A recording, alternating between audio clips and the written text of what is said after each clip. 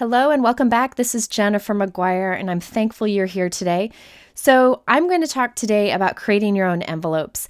This is something that some people do and some people don't have any interest in, but I encourage you to watch because I share a lot of information and ideas for you, so I'm hoping it's helpful. Honestly, in the past, I haven't made my own envelopes often because of two big reasons. One is I find the tools are somewhat difficult to use. You got to kind of remember how to use it. And also, you usually need a bigger piece of paper, bigger than my typical cardstock, and I don't have a lot of that on hand. But recently, a few new die sets came out that allow you to easily create your own envelopes, and you can do so from a typical cardstock piece, which is a huge time saver. And you can create thicker envelopes from the thick cardstock that protect your cards that may have embellishments as they go through the mail. Please keep in mind that I was not asked to do this video. I was just really excited about this product that somebody designed that really filled a need that I've had. So I just wanted to share it with you, and I will share lots of other ideas about mailing envelopes and some creative ways you can make unique envelopes and such throughout this video. So stick with me. I'm hoping you'll learn a thing or two. I had so much fun creating these. There are 3 new envelope die sets, and I'm going to start with the one that I would use most first, but I'm going to show you them all and end the video with tips on mailing them. Okay, this is the new Simon Says Stamp A2 envelope die. I recently used this in a video very quickly, and I'll link to it here if you want to check it out. But this die set makes an envelope that is a little bit bigger than an A2 card. The measurements are there, but typically card makers make cards that are 4 1/4 by 5 1/2. And this will make an envelope that's bigger than that. Now it is even bigger than most A2 envelopes, which I like. There's a lot of room in there to add bulk to your cards and such, which you'll see in a moment. The price point of this is high because it is a large die set, but for me, it is a tool that I can use often, and you'll see me use it in future videos so I can make an envelope that is durable and will match my cards perfectly.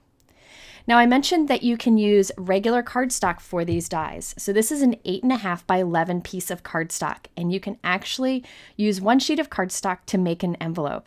It took me a minute to figure it out, but I found if you put the big die at a diagonal, then you have enough room in the 2 corners to cut the other triangle piece. That triangle die you need to cut 2 of to make an envelope, which I'll show you in a moment. So let's go ahead and create an envelope with this cardstock. This is Hero Art's cardstock. It's the Arctic color. This is a nice thick cardstock, but any cardstock would work. You can make this from thick cardstock so you have a durable envelope that will go through the mail nicely, even if there are embellishments. So what I do is I tape down my largest die at a diagonal, and then you can either draw a pencil line here or you can just cut, which you'll see me do later. I want to make sure that I have enough room in those corners to use the triangle die twice.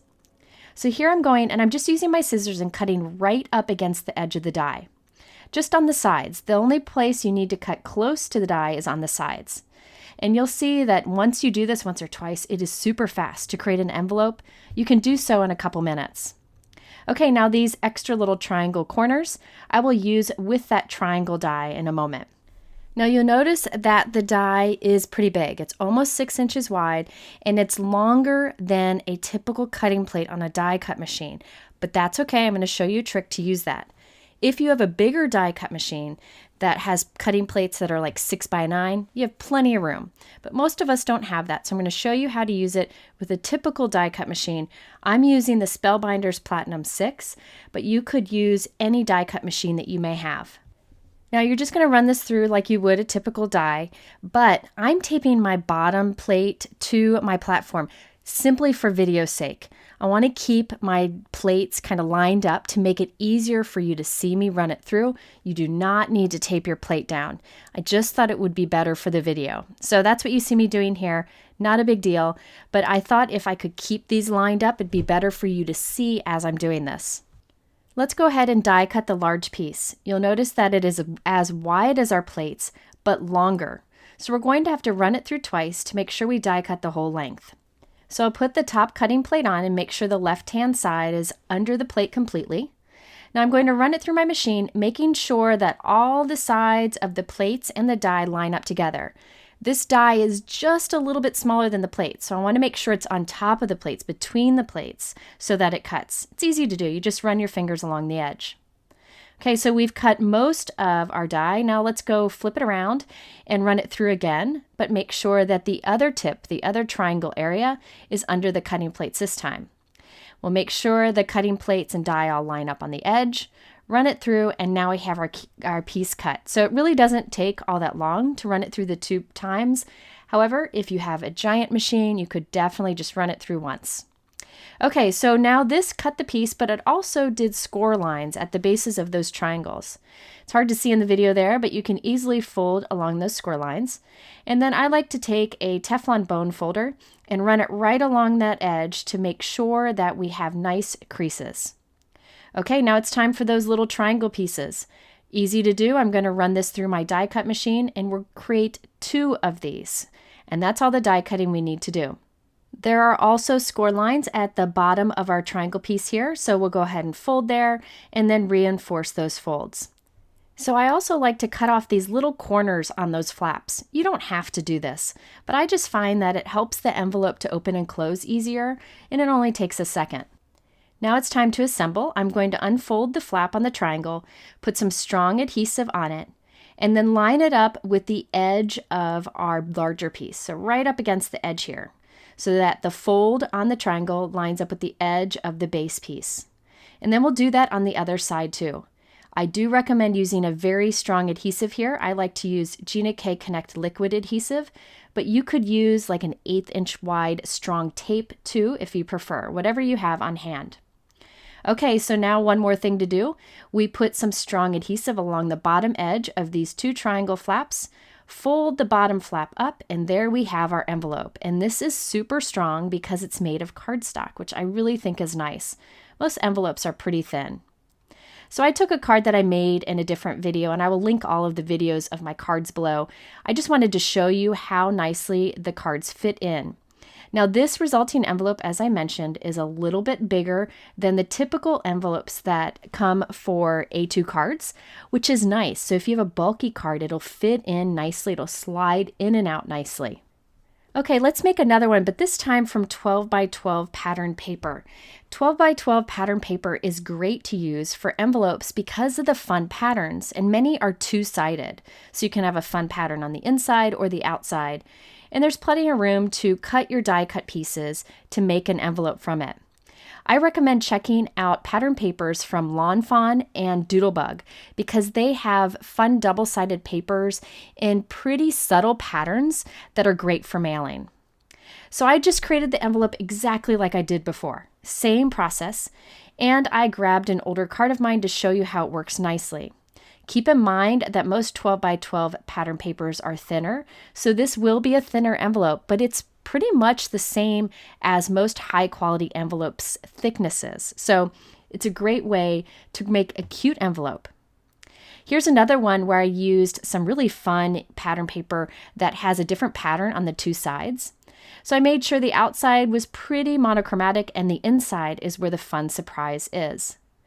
If you have a really fun, crazy pattern paper that you want to use on the outside of the envelope, I do recommend putting a white sticker label on the front for the address so that the mailman can easily read what the address is.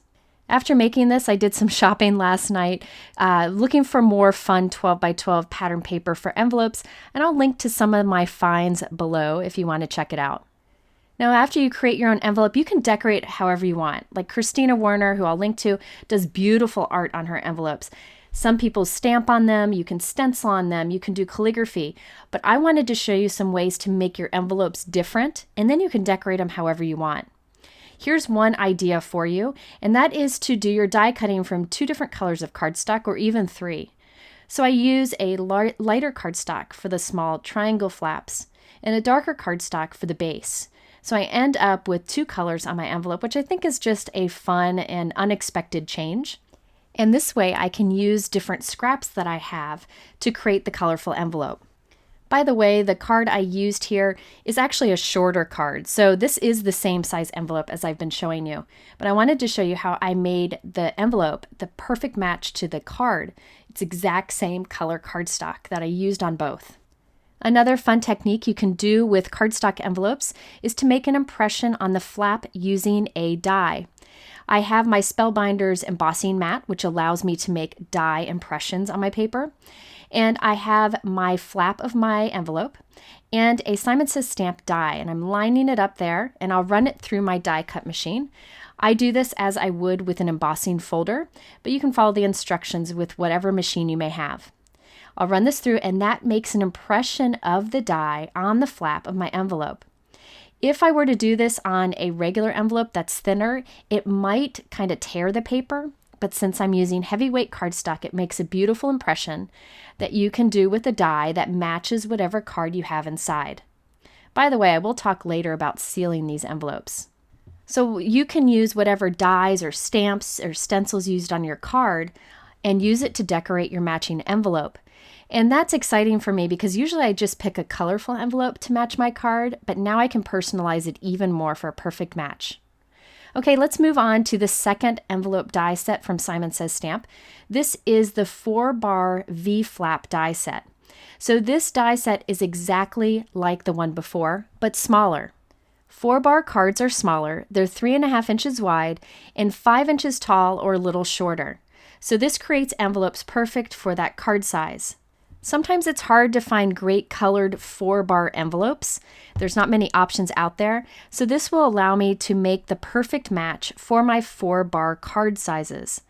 Now the assembly of this is just like the last one, so I'm just going to run through it really quickly here. You can easily create one from an 8.5 by 11 piece of cardstock, or you can use pattern paper that's bigger if you want to. I plan to spend some time making a bunch of custom envelopes in colors of cardstock that I reach for often, so I have them on hand and ready to go. Or you can just make one as you go once you complete your card, just to create an envelope to match. And by the way, another advantage of making your own envelopes is that you can stamp and stencil on it while it's flat before you assemble it. It's easier to do your creating on a flat piece than an envelope that's already folded, so that's another advantage. And here you can see the completed 4-bar envelope. Okay, I have another idea for you when making your own envelopes, and that is you can use specialty cardstocks, such as heavy glitter paper. So for this one, I used Gina K metallic silver cardstock for the base. That's got a little shimmer to it.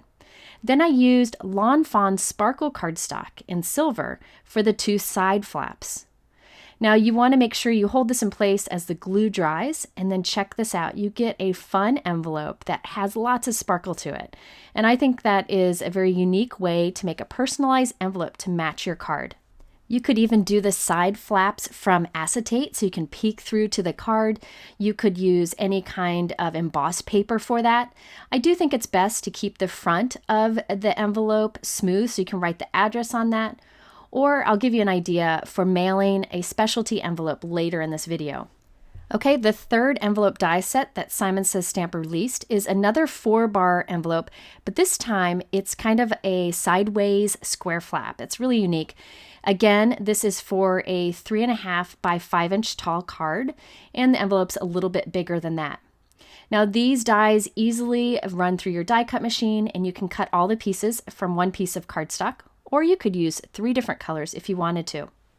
So I ran all those through my die cut machine, and I'm going to fold along the score lines. And this is super easy to assemble also. The 2 smaller die cuts have little score lines on the edge, so you can create the flap to assemble the card. I'm opening up the flap of the smaller pieces and putting strong adhesive along the flap. Once again, I'll line this up with the edge of our envelope base, and I'll use the other piece on the other edge. Now once you have these 2 pieces together, you're going to actually glue those side flaps together before you glue the bottom flap up. And then the final step is to add that bottom flap. Again, be sure to use a strong adhesive here. You'd want to make sure that this will hold together nicely as it goes through the mail. This envelope is the same size as the last die set I used, but you can see the design is different. It opens from the top, or you can make it the side. And it fits a 4-bar card very nicely with a little bit of room for bulky cards like this one. Let's next talk a little bit about sealing these envelopes.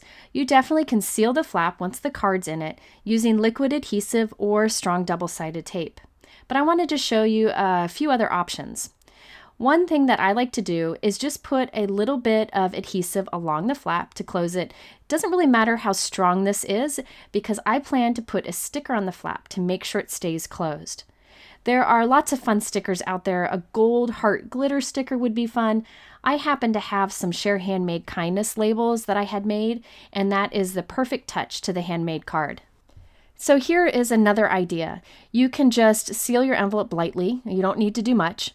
And you can write your address on there and put your return address on there. Then you can get a plastic sleeve and slide the envelope in the sleeve and seal it and put your postage on the outside. You can take that to the post office, and believe it or not, they'll mail it this way. That way your envelope is protected, and you can be sure your card is protected too.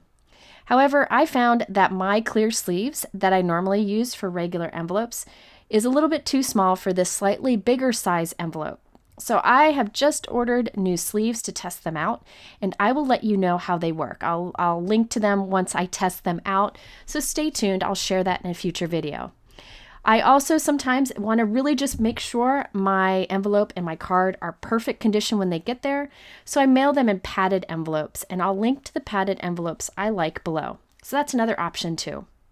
Okay, so there is some information, a lot of information on creating your own envelopes. It really is an easy tool, so if you're looking for a way to make your own envelopes, I encourage you to check these out. I will put any additional thoughts I have in the pinned comments below because I'm afraid I've missed something or there will be a lot of questions. Also in the middle here are a couple other videos that you might want to check out. All the products are linked below in the YouTube description, and thanks so much for stopping by. We'll see you again very soon.